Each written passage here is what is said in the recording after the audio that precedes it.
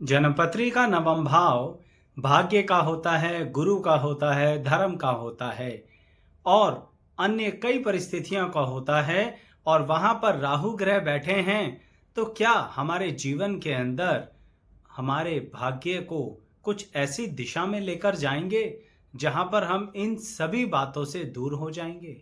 क्या हमें पिता का सुख नहीं होगा? क्या अन्य कुछ गलतियां हमसे ऐसी हो सकती हैं जिसके कारण हम अपने भाग्य को ही भाग्यहीनता में बदल दें? दर्शकों, बिल्कुल हो सकती हैं, क्योंकि राहु ग्रह का काम है भ्रम जाल में आपको फंसाना। तो आज की वीडियो इसी से संबंधित है कि कुछ गलतियां तो बिल्कुल मत कीजिएगा अगर राहु आपके भाग्य स्थान पर नवम भाव में बैठे हैं। और इन बातों का ध्यान पूरी जिंदगी रखना है जो बताने जा रहा हूं। तो वीडियो को पूरा देखिएगा, पसंद आए तो लाइक भी कीजिएगा। आइए शुरू करते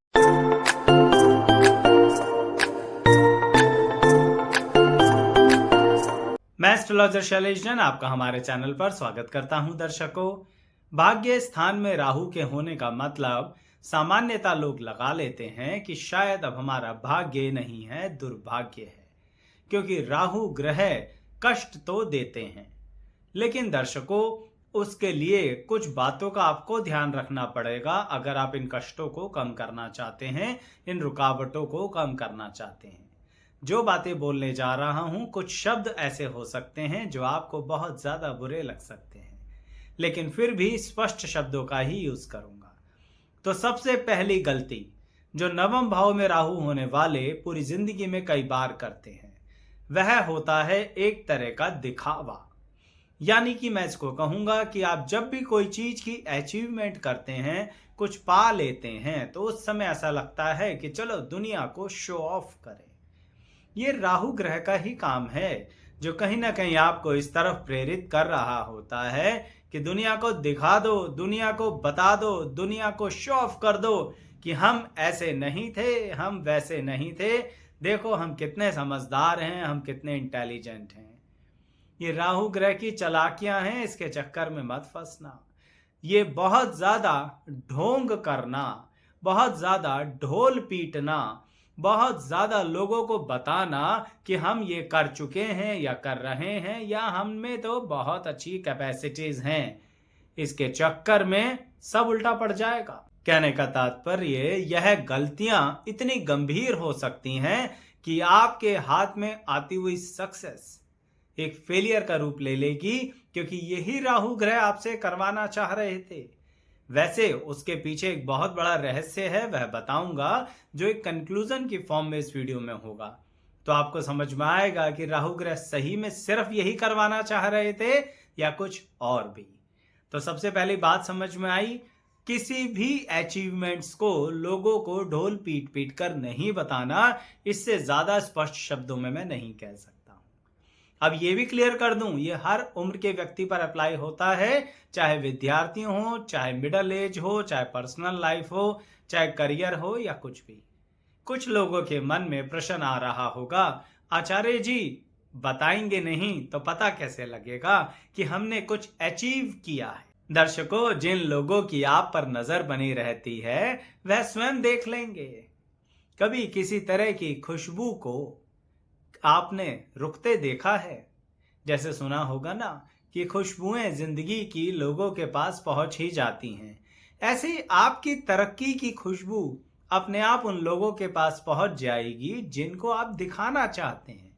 लेकिन अगर दिखाएंगे तो समझ लीजिए नवम भाव का राहु एक तरीके से पीड़ित हो जाएगा, नाराज हो जाएगा। वो कहेगा मैं तो अच्छे खासे सक्सेस के रास्ते पर ले जा रहा था, सफलता दे रहा था, लेकिन तुमने चिल्ला चिल्ला के मेरे को ही परेशान कर दिया, तो अब झेलो कुछ समय के लिए। ध्यान रखना मेरी इस बात का। दूसरी बात बताता हूं, यानी दूसरी गलती जो आपको नहीं करनी चाहिए। आप कई बार ऐसा होता है कि कुछ कार्यों को बीच में अधूरा छोड़ देते हैं। यानी काम तो आता है पूरा करना, चाहे फिर वो कोई भी कार्य हो, लेकिन आपके मन में आसपास के लोग कुछ शंकाएं डाल देते हैं कि यह कोई आवश्यकता नहीं है करने की, इसमें समय खराब कर रहे हो, जबकि आपकी आत्मा ये कह रही होती है कि यह कार्य मुझे पूरा कर देना चाहिए। लेकिन लोगों की बात में आके, अब चाहे वह लोग कोई भी हों, आपके साथ काम करने वाले हो सकते हैं या कोई भी ऐसा जिसके लिए आप सोचते हो कि हाँ ये तो समझदार है, इसकी तो सुन ही लेते हैं। इसके चक्कर में आप जो कार्य अधूरा छोड़ते हैं ना, कुछ समय पश्चात जाके पता लगता है कि अगर वह कार्य पूरा हो जाता तो फिर कमाल हो जाता। एक बात मत भूला करो दर्शकों, राहु ग्रह आपकी कुंडली में सदैव ही वक्री रहते हैं। इसका मतलब वह आपको भी वक्री कर सकते हैं। जाते जाते रास्ते पर कहेंगे कि यू टर्न मार लो। अब आप यही तो कर रहे होते हैं जब नवम भाव में राहु ग्रह होते हैं, अधूरा छोड़ देना। चाहे फिर वह आपका करियर हो, कोई कोर्स हो, कोई पढ़ाई लिखाई हो या फिर कोई ऐसा रिश्ता जिसको कहीं ना कहीं आप एक नतीजे पर नहीं पहुंचा पाए, चाहे हाँ का नतीजा हो चाहे ना का नतीजा हो। चलिए खैर, इसी बात को तीसरे पॉइंट से भी कनेक्ट करूंगा जो गलती के स्वरूप में आपको नहीं करनी चाहिए। आप लोग अपने रिश्तों को मत छोड़ा करो। दर्शकों, नवम भाव का राहु शुरुआत में जिंदगी के हर पल आपके साथ ऐसा करता है कि कहीं ना कहीं जब भी कोई नया रिश्ता जुड़ता है तो उसमें बहुत सारे मतभेद खड़े कर देता है, जिसमें कि आपकी तो कोई गलती भी नहीं होती है। मैं समझ सकता हूं, क्योंकि आपने तो उस संबंध में कुछ ऐसा कर्म किया ही नहीं है। लेकिन फिर भी आप उन रिश्तों के प्रति ऐसे रहा करो जैसे कहें कि स्पष्टवादी। आप डिप्लोमेसी की तरह ज्यादा बातें मत किया करो।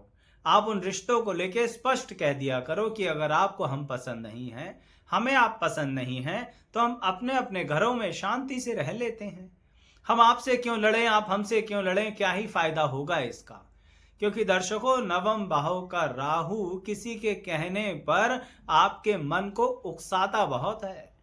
यानी कि आपको उस दिशा में लड़ाई नहीं करनी, लेकिन किसी के कहने पर इतना ज्यादा एक तरीके से बूस्ट हो जाओगे कि जाके सर ही दे मारोगे सामने वाले व्यक्ति में, और बिना वजह अपने रिश्ते का नुकसान करोगे। चलो, मैं मानता हूं कि सामने वाला वह व्यक्ति भी गलत हो सकता है, वह रिश्ता इस लायक ही नहीं था या वह रिश्तेदार इस लायक ही नहीं था। तो जरूरी तो नहीं है ना कि यहां पर आप उस चीज को बिल्कुल लिख कर खत्म कर दो। दर्शकों, जब समय आएगा और वह व्यक्ति खुद छोड़ के जाना चाहे तो जाने देना। आप स्वयं उस चीज को एक तरीके से, जैसे काम धंधे को कह रहा था ना, अधूरा मत छोड़ना। उसके बीच में ही कहा था कि रिश्तों को लेके भी अधूरा मत छोड़ना, तो वही बात कह रहा हूं। या तो हाँ के नतीजे पे पहुंचा दो या ना के, पर उसके लिए आप खुद कर्म मत करो, समय का इंतजार करो।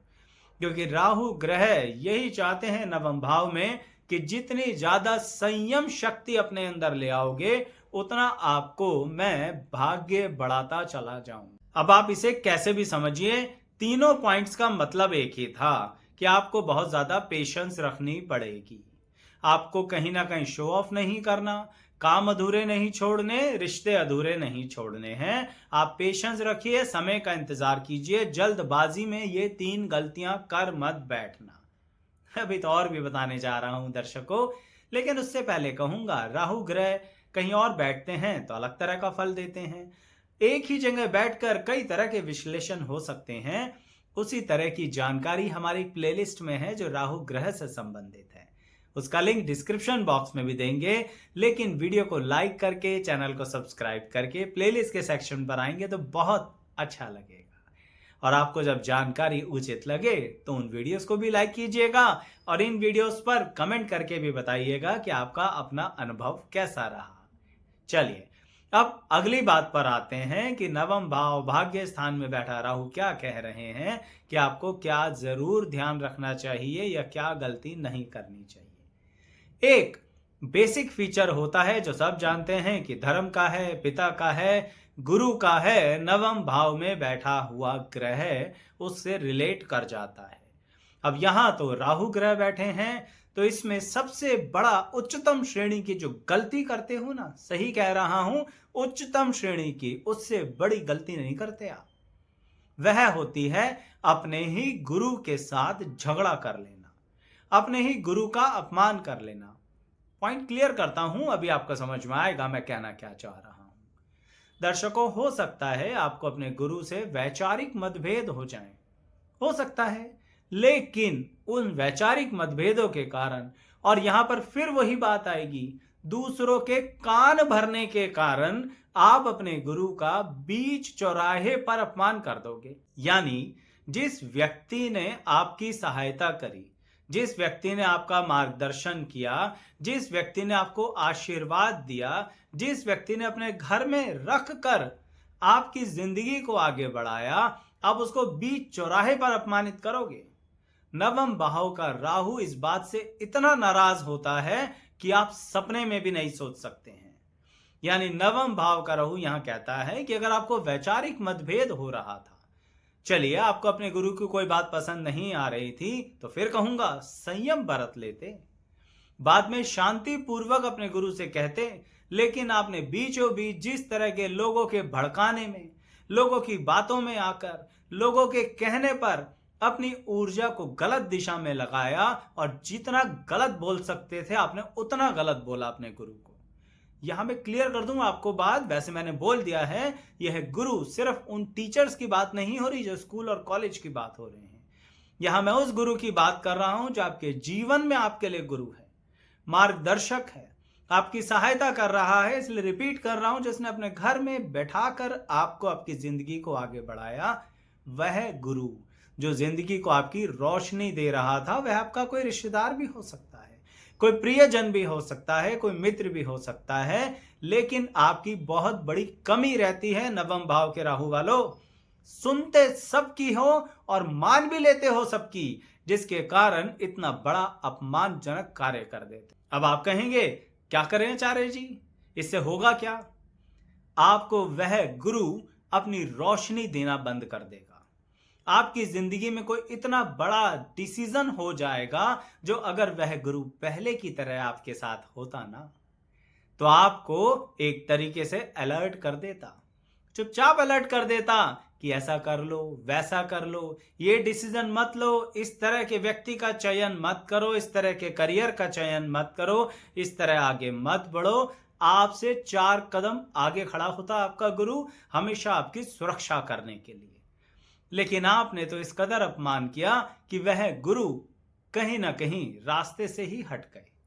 और एक और बात बताता हूं, आपको शायद ऐसा लग रहा होगा कि वह गुरु आपको श्राप दे देंगे, इसलिए कहीं ऐसा हुआ होगा। बिल्कुल नहीं, नवम भाव में बैठे राहु ग्रह गुरु ऐसा नहीं दिलाते जो श्राप दें।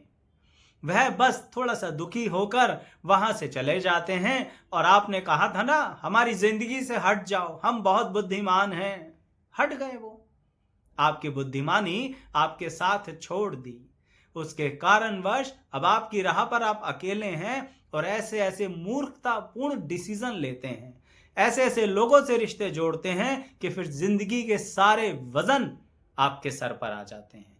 वहीं पे अगर गुरु होते तो रोक लेते, कह देते आज सबकी सुनकर फंसो मत, किसी माया जाल में, किसी भ्रम जाल में आओ मत, सही तरह से चलो। वैसे भी आपको अपने पैरों पर खड़ा होना है, वैसे भी आपने अपनी जिंदगी को अच्छे से निभाना है, वैसे भी अपनी रिस्पॉन्सिबिलिटीज को अच्छे से देखना है, तो फिर इतना वजन अपने कंधों पर क्यों उठा रहे हो? लेकिन क्या करें, गुरु तो थे नहीं, आपने ही अपमान करके भेज दिया। एक और बात क्लियर कर दूं, गुरु तो आपसे नाराज नहीं होंगे, लेकिन राहु ग्रह नाराज हो जाएंगे, और फिर जो तकलीफें आप कई वर्षों तक झेलोगे ना, वह आपकी आत्मा तक पे चोट पहुंचा देंगे। इसलिए इतनी गंभीरता से कह रहा हूं, अन्यथा तो मैं मुस्कुराकर ही बात करता हूं। नवम भाव का राहु ग्रह है, दुर्भाग्य देता नहीं है परमानेंट, लेकिन अपने कर्मों से आप उसे दुर्भाग्य बना लेते हैं। अच्छा, इसका क्या इलाज हो सकता है, क्या रास्ता है? बहुत सरल, बहुत ही सरल। मैंने आपसे कहा ना, गुरु सही मायने में आपसे नाराज तो हुए ही नहीं, वह तो आपसे प्रेम करते थे, करते हैं और करते रहेंगे। आपकी सुरक्षा के लिए तत्पर, हमेशा आपकी चिंता हमेशा करते रहेंगे और सुरक्षा के लिए तत्पर रहेंगे। सिर्फ मन से क्षमा मांगनी है, यानी शब्दों की भी आवश्यकता नहीं है। सिर्फ मन से आपकी बॉडी लैंग्वेज ही आपके गुरु को दिखा देगी कि आप फील कर रहे हैं कि आपने गलती करी। क्यों? क्योंकि मन का सीधा संबंध राहु ग्रह से है आपकी कुंडली में, क्यों? क्योंकि राहु ग्रह नवम भाव में बैठ के कह रहे हैं मैं हर पल चेक करूंगा। अगर आपने इस स्थिति को बदल दिया तो गुरु तो क्या, मैं ही क्षमा कर दूंगा। और फिर देखिए आपका भाग्य, फिर से उसी व्यक्ति का आशीर्वाद, उस गुरु का आशीर्वाद, उसका साथ, उसका मार्गदर्शन पल पर एक रोशनी की तरह आपके साथ चलेंगे। तो कितना कमाल हो सकता है जिंदगी में। इसलिए कह रहा था यह गलतियां मत करना। कर्म का सीधा रिलेशन नवम भाव में बैठे राहु भाग्य के साथ कनेक्ट कर देते हैं। आज करो, कल रिजल्ट दे दूंगा, परसों झेल लेना। और जब बदल जाओगे ना तो फिर से आज बदल जाओ, कल रिजल्ट दे दूंगा, परसों सौभाग्य को महसूस कर लेना। दर्शकों, काम था बताना, कितना समझ में आया जरूर बताइएगा कमेंट बॉक्स में। लाइक शेयर सब्सक्राइब जरूर कीजिएगा। कोई बात बुरी लगी हो तो वो भी कमेंट करके बता दीजिएगा। अंत तक बने रहने के लिए सभी का बहुत बहुत धन्यवाद।